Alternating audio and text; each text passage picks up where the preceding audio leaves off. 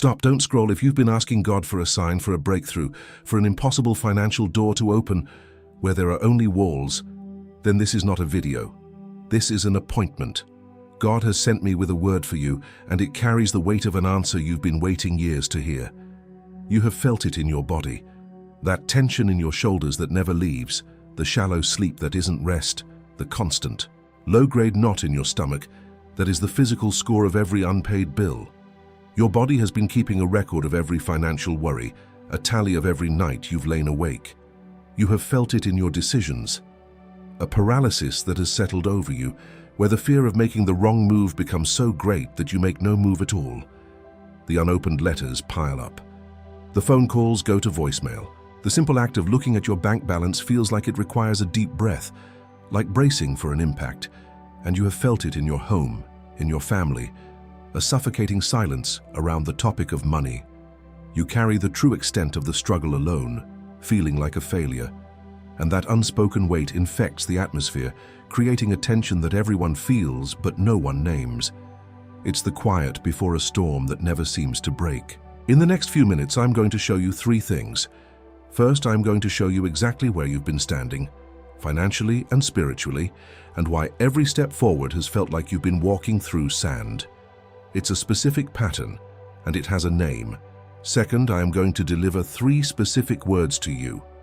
The last of them will explain with chilling clarity why this message of a huge, unexpected amount of money found you, and not someone else on this exact day. And third, before you leave, I will declare three new names over you, sealing you with an identity that cannot be shaken by the highs of abundance or the lows of lack. If you click away before the end, you leave without the seal, and the money, when it comes, will find a vessel that is not prepared to hold it. And there is a fourth thing that I will place in your hands before this message closes. Something that King Solomon recorded for the child of God who needs to cross through a valley of financial wilderness, and that fits into your most ordinary day. This isn't a book to study. It's an instrument to bear the weight of a divine windfall. I will return to this. For now, let it rest. This word that has found you today is a seed, and like any seed, it needs the right soil to grow. The ground of your heart has been hardened by winter, by a season of lack and silence, but this word is the first sign of spring. Before I deliver the heart of this message, I need you to understand something. And on this very subject, on the feeling of an envelope appearing from nowhere, of a forgotten letter being discovered, of a bank account changing overnight, there is something King Solomon recorded. A 2-minute key that fits into your ordinary day. Keep this in the back of your mind. And if you need to leave before the end of this video, that instrument is already waiting for you in the first pinned comment, right down below, but I ask you to stay until the end, because without the context that is coming now, the key will not work with the same power in your hand.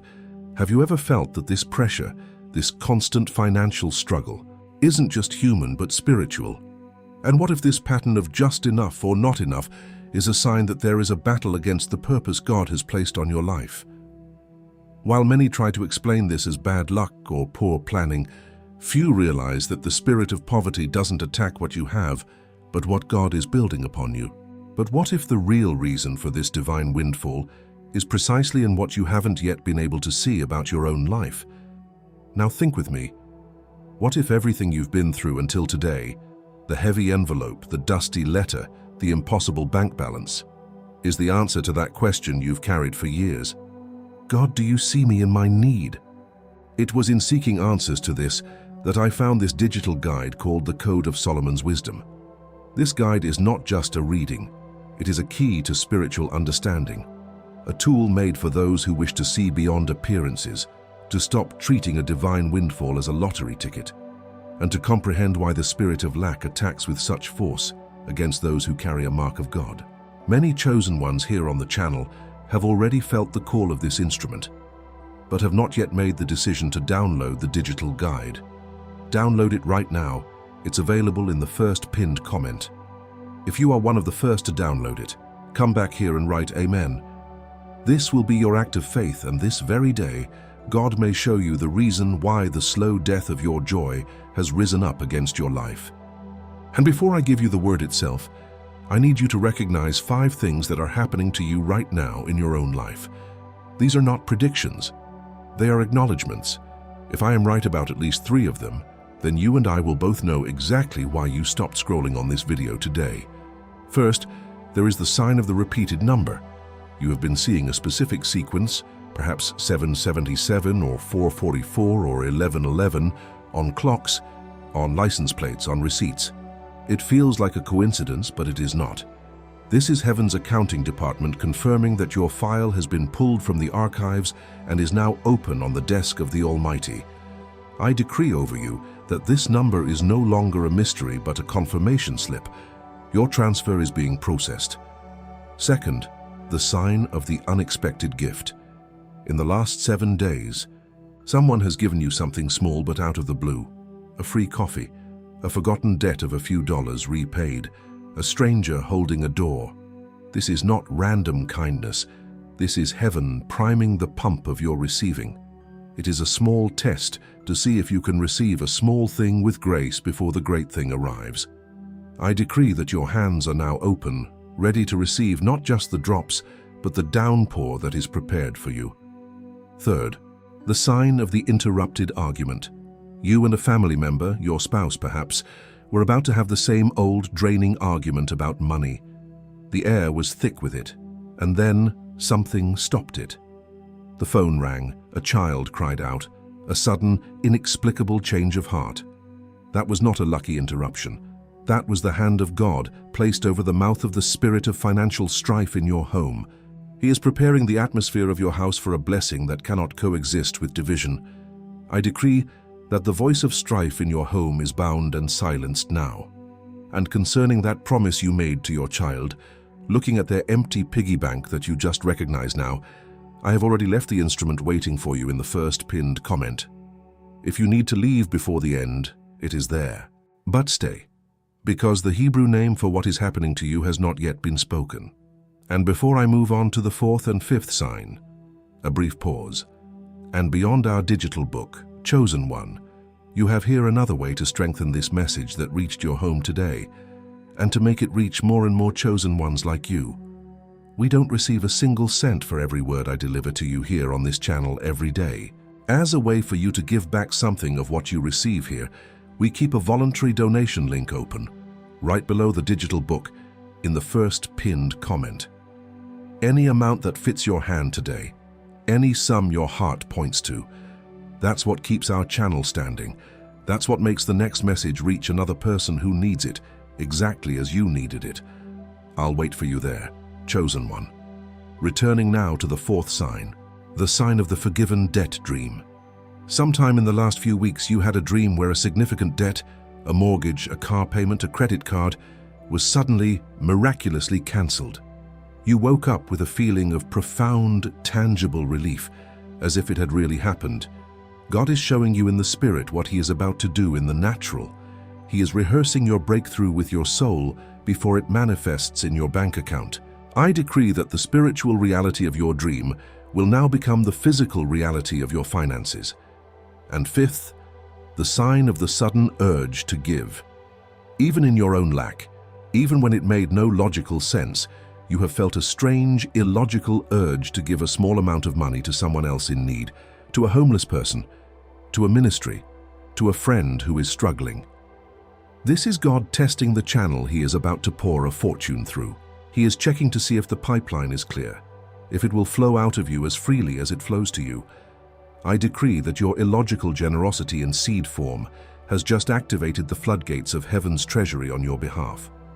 These 5 signs are not symptoms of a breakdown. They are the signs of a breakthrough. They are not the tremors of an earthquake that will destroy you, but the tremors of a divine arrival. And the name for what is arriving in your life is contained in a single Hebrew word, a word that recontextualizes everything. Before I show you the instrument that King Solomon left for the common day, I need to give you the Hebrew name of what you carry, because the instrument only makes sense after you know the name. And there is a word in Hebrew that defines the exact state you are living in, a word that recontextualizes everything I have just described to you in the last few minutes. There is a word in the original Hebrew that changes everything you thought you knew. And what comes now will explain to you why everything happened in this order, and to carry that name, to bear the weight of that divine appointment without being crushed by it, is not what Solomon prepared for you. He prepared something else, and that other thing is what I am going to place in your hands now. It is not theory, it is an instrument.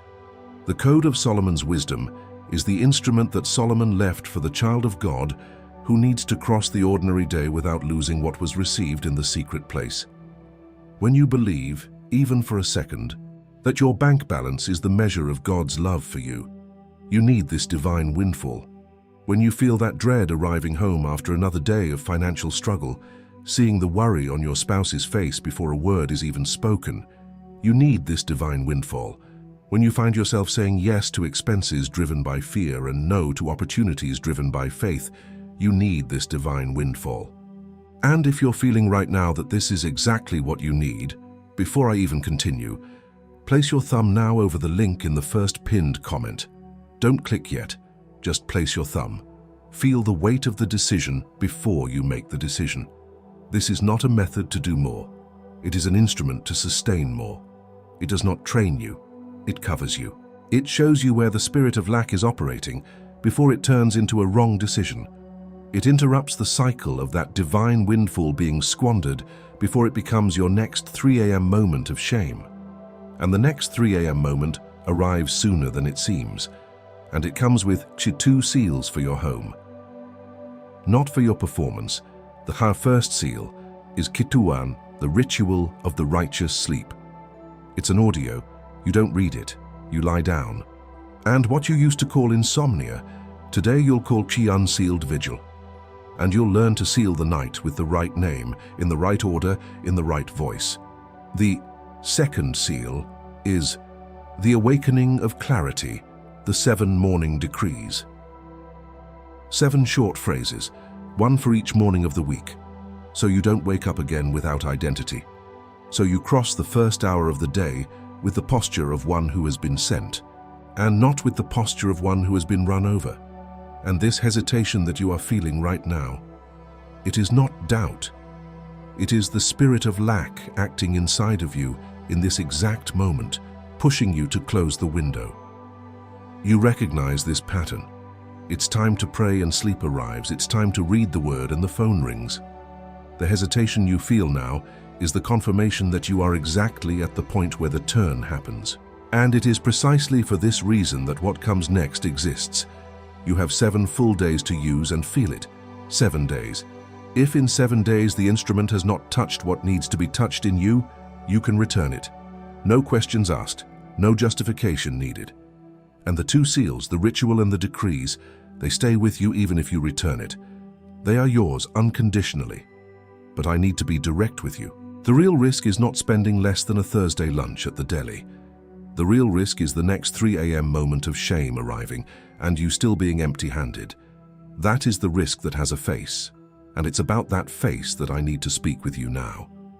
And maybe you're asking yourself some questions now, questions that deserve an answer before we continue. What if this instrument is the very thing God has sent to prepare you, and by ignoring it, you are telling God you are not ready for the responsibility of wealth? How many times have you asked for a clear sign, and now that one is being presented, are you going to let a few dollars be the reason you dismiss it? Do you think the enemy would be fighting your decision so hard if what was on the other side wasn't a massive threat to his dominion over your finances? And still, if you only want the guide, it is enough. But the complete house is built with all 3. A woman of 38, a freelance professional, began using the guide after months of a constant sharp pain in her shoulder that no doctor could explain away. In the first week, using the audio, the pain vanished. She wrote me just 1 sentence. I thought it was burnout, it was actually spiritual combat. A man of 42, a small business owner staring at a partnership offer he'd been avoiding for 6 months, was caught in the same cycle of postponement that had defined his career.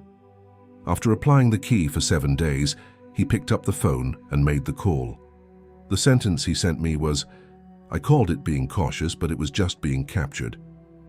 A grandmother of 61, whose home had become a place of silent tension every time her adult children visited to talk about inheritance, felt the dread of every approaching weekend. In the second week with the guide, she sat at her kitchen table and spoke her mind without apology for the first time in 20 years. She wrote, "I thought my job was to keep the peace. I learned my calling was to speak the truth. Perhaps in 3 hours, you'll be lying in bed again, feeling the weight of that forgotten savings bond, remembering that you saw this video and still did not reach out your hand. Perhaps at the next 3 a.m. moment of shame, the pressure will come and you will think, I knew what it was. I just didn't have the instrument in my hand." Or perhaps you'll find yourself in that scene, the one of being alone in the car, parked in the driveway, unable to go inside for 10 minutes because you can't face the financial tension in the house, looking at a photo of your family on your phone, crushed by the weight of not being able to provide the life you want for them. And the slow erosion of joy continues to arrive, with the same alarm clock, with the same coffee, with the same door opening on the next 3 a.m. moment of shame. The link is in the first pinned comment, pinned for you, not for everyone, for you. Whoever needs to cross the next 3 a.m. moment of shame with the instrument in their hand, clicks now. And when you do that, when you open that link, you are not buying a book. You are accepting an instrument that Solomon prepared for your ordinary day. And what you are about to understand when you hear the Hebrew word that comes now will change how you read everything that has happened up to this point. And before I deliver the next word that's still coming now, because it's still coming and it weighs, I want to remind you of one thing, chosen one. As I told you earlier, beyond the digital book that's in the first pinned comment, there's that voluntary donation link open right below the book. We continue receiving not a single cent for every word I deliver here for you every day. That's why this link exists, chosen one, so that another person tomorrow finds exactly this word that found you today. Any amount your heart points to. Each gesture like that keeps our channel standing and makes the next message reach whoever needs it, exactly as it reached you today. And one more thing before we return to the message, I want you to know the following. From time to time, here on our channel, I record a special honor video, a thank you video with a special word only to recognize the chosen ones who donated the most, and those who acquired the digital book. All who sustained this word with me deserve that mention of gratitude for such a generous act. You sow here, heaven remembers you up there, and I remember you down here.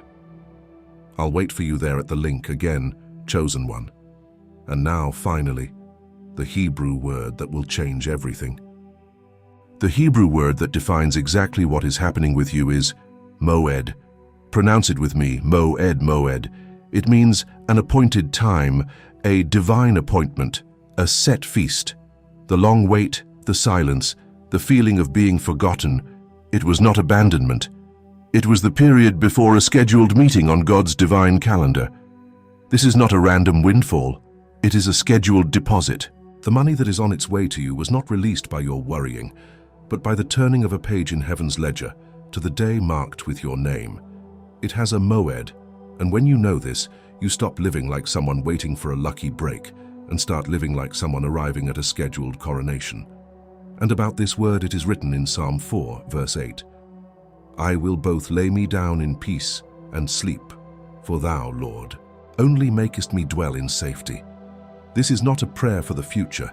It is a declaration of present reality for one who understands the moed. The only one who can truly rest in the middle of a financial storm is the one who knows the storm itself is just the wind preceding a divine arrival. Peace is not the absence of problems, it is the presence of an appointment. And if you want to understand what it means to live inside a moed, without knowing the name for it, you need to look at Joseph. Look at Joseph not as the ruler of Egypt, but as the forgotten man in the dungeon. His promise was a distant memory. His gift of interpretation seemed like a cruel joke, and the cupbearer he had helped had promptly forgotten him. That is his fragility. He was a good man in a dark place, with no visible exit. His problem was not the stone walls of the prison. His problem was the silence. It was the temptation to believe that his gift was useless, that God had made a mistake, that his divine windfall would never come.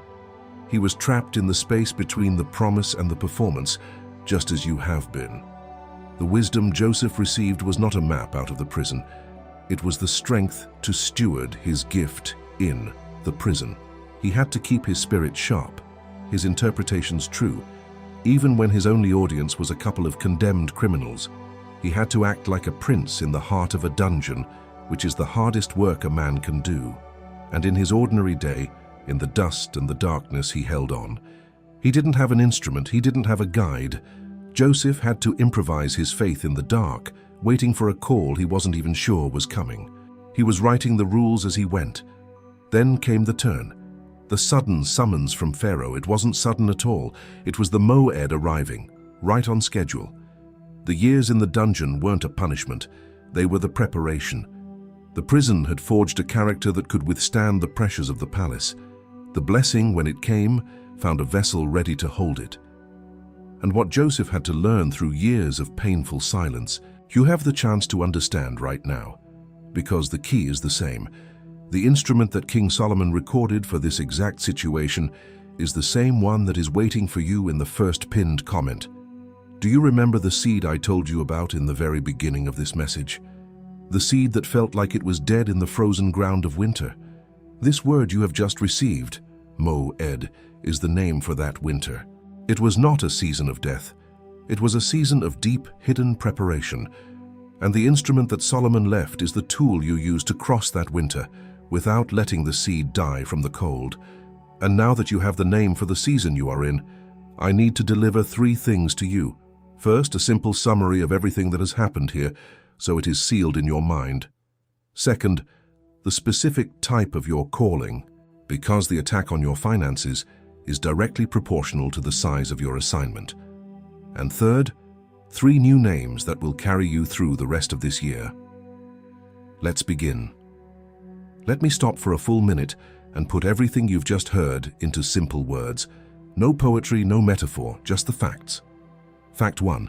There is a spirit of lack that works by making you feel forgotten and overlooked.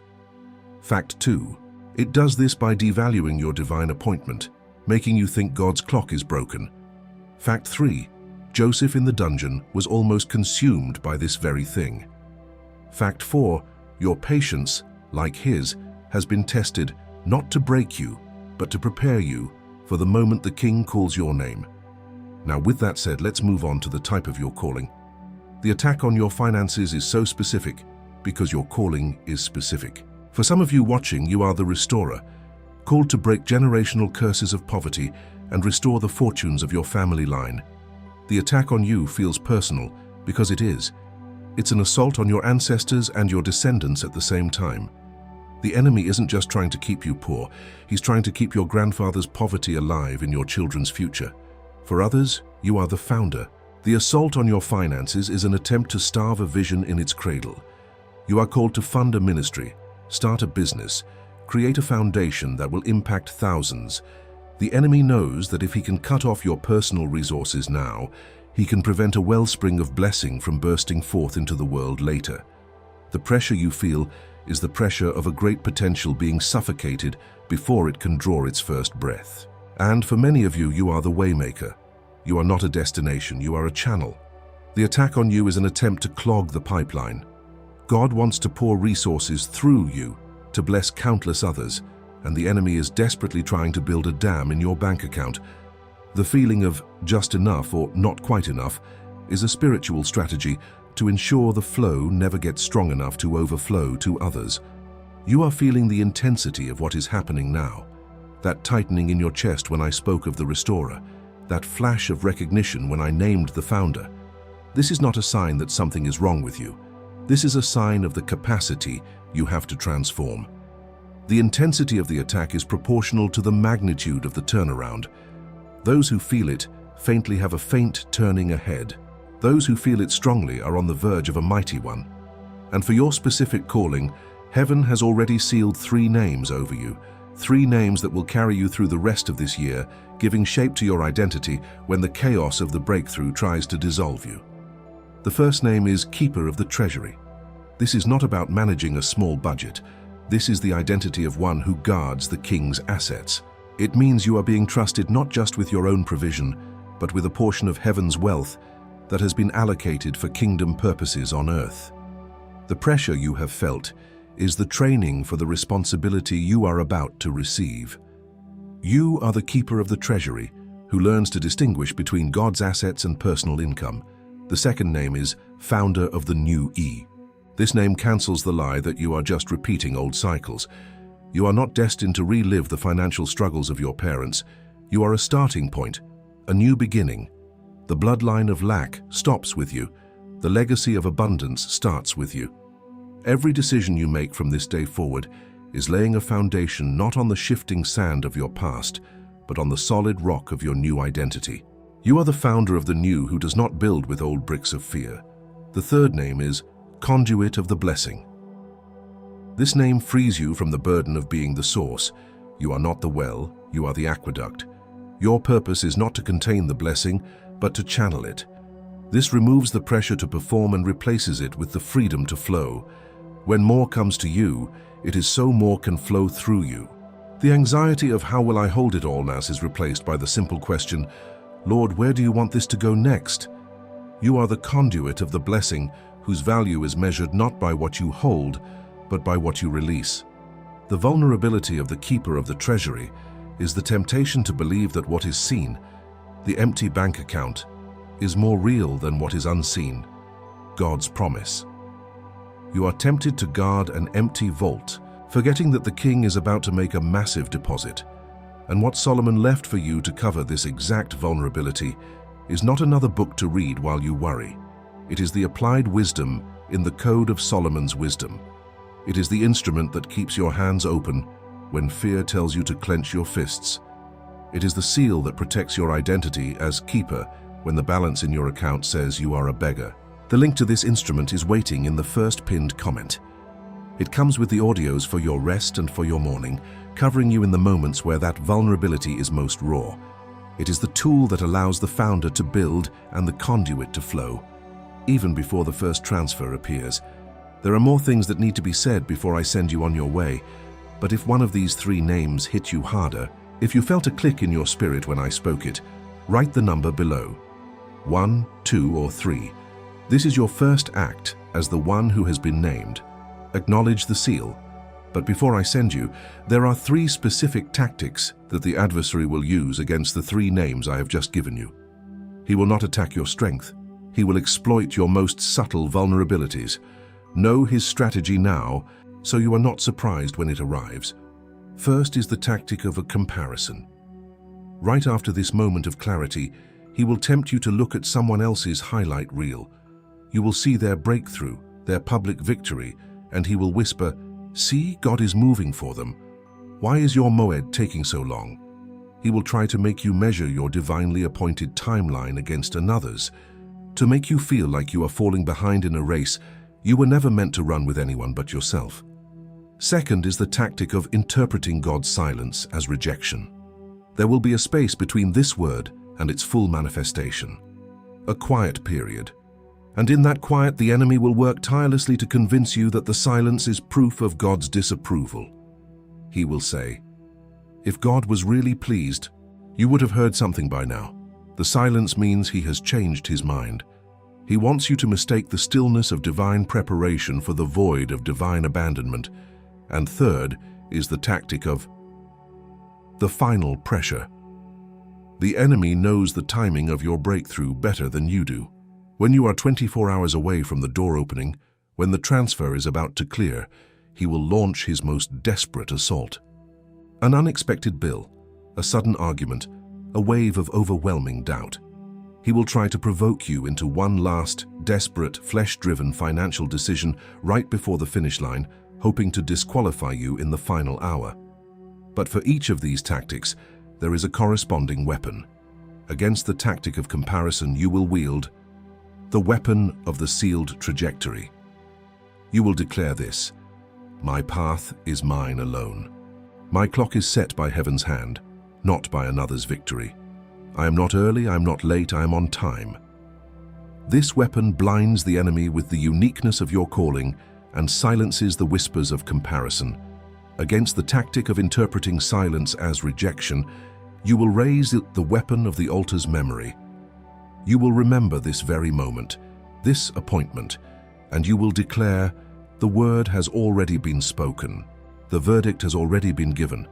This silence is not absence, it is the holy hush of a coming coronation. This weapon forces the enemy to bow to a decision that has already been ratified in the courts of heaven, and against the tactic of the final pressure, you will stand firm with Sirius, the weapon of threshold stillness. When that last-minute chaos erupts, you will plant your feet, refuse to be moved, and you will declare, I will not be baited into a premature move. My God is faithful to finish what he started. I will stand still and see his salvation. This weapon breaks the enemy's final desperate lunge and secures your position on the threshold of your miracle. And these three weapons alone are a memory. With the instrument that Solomon prepared, they become your covering. Recognizing the cycle of the divine windfall without having the instrument that Solomon left is to receive the diagnosis without the treatment. It is to wake up facing the problem without the remedy on your nightstand. And there is more. There are 4 protocols of wealth.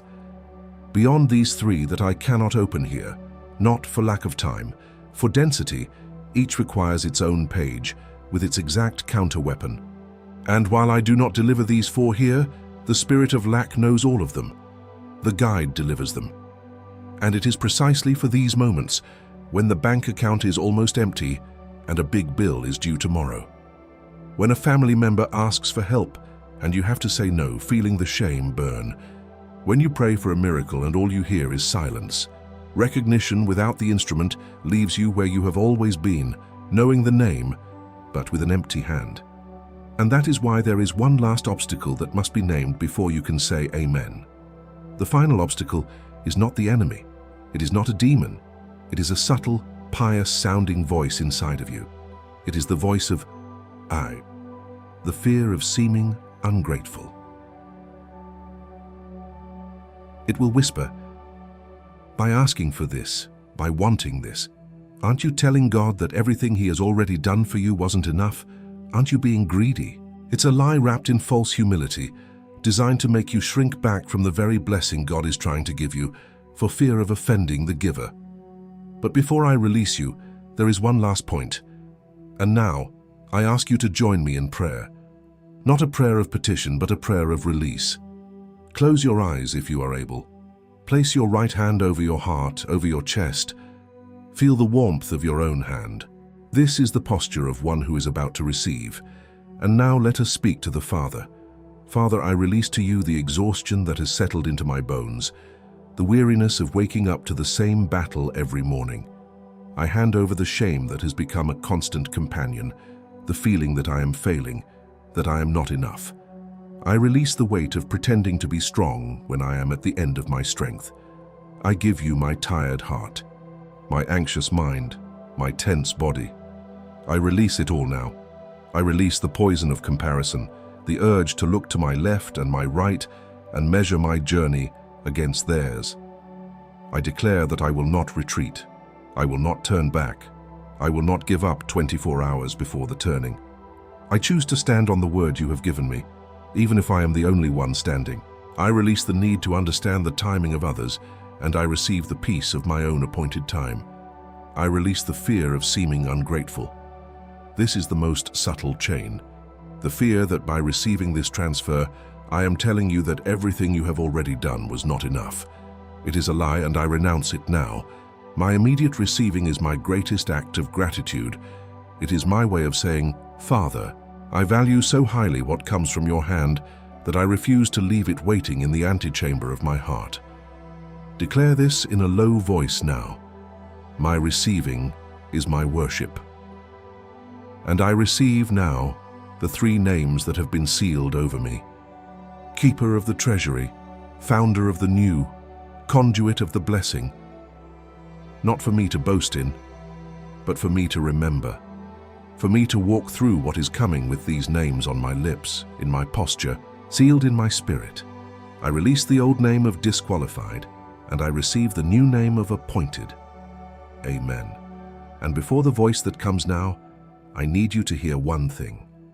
The intensity of what you have passed through in these last months is not proof that something is wrong with you. It is proof that you are exactly who you always knew you were. Someone carrying something great enough for the cycle of lack to want to silence. You were not attacked by chance. You were attacked precisely where your identity intends to manifest with the greatest force. The heavier the attack, the more dangerous you are to the enemy's kingdom. The pressure you felt was not a sign of weakness. It was a sign of proximity to the turning. If this hits you now, right below, I receive the turning. And now, listen, not with your ears. Listen with your spirit. There is a voice that speaks beyond my voice. It says, I saw you at 3 a.m., the blue light of your phone screen illuminating a face full of worry, the numbers on the screen a tyrant over your peace. I saw you at the kitchen table, an unopened envelope in your hand, feeling its weight as if it were a stone. I saw you in the silence of your car, unable to go inside your own home, the burden too heavy to carry across the threshold. I have not missed a single moment. I have never lost sight of you. I never closed the seat at my table that has your name on it. The emptiness you felt was not my absence. It was the space I was clearing for what is to come. Every prayer you thought went unanswered was a brick I was laying in the foundation of your future. What you called a financial crisis, I called the great emptying. What you called rock bottom, I called the solid foundation. What you called unbearable pressure, I called the final preparation for an unbearable weight of glory. Every tear was a seed, and the harvest is now appointed. Your name is engraved on the palms of my hands. The provision was released not when you began to worry, but when I spoke your name before the foundation of the world. The chair at the head of the table is yours. The inheritance was never withheld. The heir was being forged. And there is a voice that is speaking now inside of you, a voice that says, this is not for me. This is for someone with greater faith. I need you to hear this from me now. You have permission. You have permission to receive what you did not earn. You have permission to occupy the seat at the table without having to justify your presence. You have permission to let the version of you that needed to suffer to feel worthy die tonight. Solomon did not prepare this instrument for those who are already ready. He prepared it for those who are tired. And the one who is tired is you now. I now stretch my hand towards your house and decree a covering of sealing over all that belongs to you, over your table, so that every meal is an act of communion and not anxiety, and that the conversations that happen there may be seasoned with wisdom from above. I declare a covering over your children and your spouse if you have them. May your obedience this night become a mantle of protection over them.